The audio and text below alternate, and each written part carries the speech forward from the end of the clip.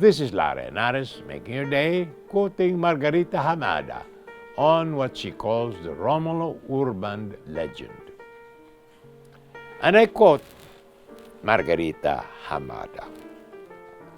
Salasa was an old town next to Lingayen, Pangasinan.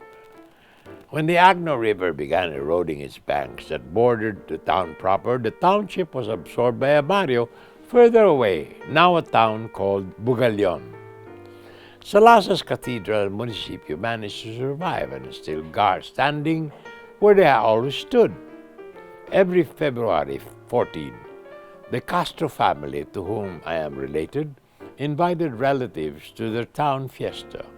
There in their house we are served sumptuous dishes of pork, chicken, and preserved fruits, all from their backyard. After lunch, photo albums are passed around for the guests to remember their old days in that old town. Photos of Carlos P. Romulo dominated many of the albums. His baby pictures, pictures of his marriage to his first wife, Virginia Llamas, his foreign sojourns, clippings of his UN activities, etc. Why many photos of CPR? It was in 1998 when my questions about Romulo's photos in the Castro house got answered. My mother's cousin, Antonio Canullas, 93 or 95 years old at the time, retired public school principal and resident of Salasa, told me this story, and this is his story.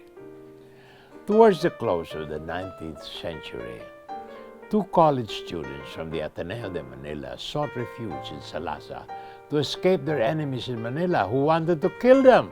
One of these fugitives was Gregorio Romulo, who was from Camiling, then a town of Pangasinan. The fugitives stayed in the Castro house for more than a year, after which the quarrel ended in a truce and the two fugitives finally were able to leave Salasa. More about this after these messages.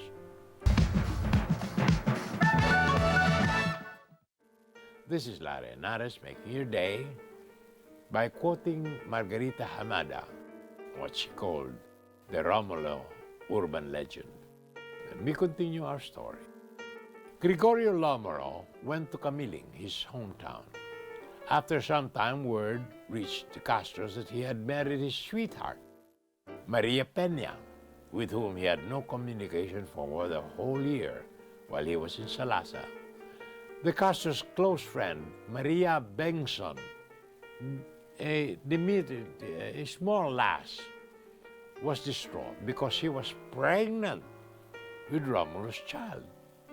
She secretly managed to let him know of his predicament. Romulo thought about it, and finally the two erstwhile lovers hatched a plan. He was willing to raise a child, but could not risk hurting his new bride by admitting he was the father. He advised her to leave the child and leave it by the roadside on the day he and his wife were to pass by on their way to Lingayen, where they had just opened the business, buying and selling rice. On the day appointed, the new Mrs. Romulo, while traveling in a carromata with her husband, heard the anguished cries of a newborn. Following her ears, she saw an infant crying her lungs out by the roadside under a merciless sun with no adult in sight. "Stop! Stop!" she cried to the driver. "There's a poor baby abandoned by the road. What heartless mother could have done such a grievous deed as this?" Then turning to her husband, she alighted from the armatan and declared then and there to adopt the poor fondling and raise it as her very own. Her husband posed no objections, of course, and secretly rejoiced that his problem got beautifully solved without his indiscretion being discovered. Now that child grew up in Camiling, was taught to read and write at the age of 3 by Mrs. Romulo, who was impressed by his precociousness. She loved her dearly, as much as she loved the children she gave birth to in later years. Every year, around Christmas and during the long summer, Carlos P. Romulo stayed in Salasa, playing with the town kids, among them my uncle, Antonio, who remembers distinctly that Carlos had a penchant for delivering speeches in the town plaza. He'd stand on a wooden box and deliver impassioned speeches. His playmates ran around in taunting him, saying, "Ambagal, ambagal," meaning crazy boy. I do not think Carlos P. Romulo ever knew about the details of his birth or anything else about his mother, Maria Bengson, except her small size, because his brothers after that were very high, but he was of small size because of the small size of Maria Bengson, his mother.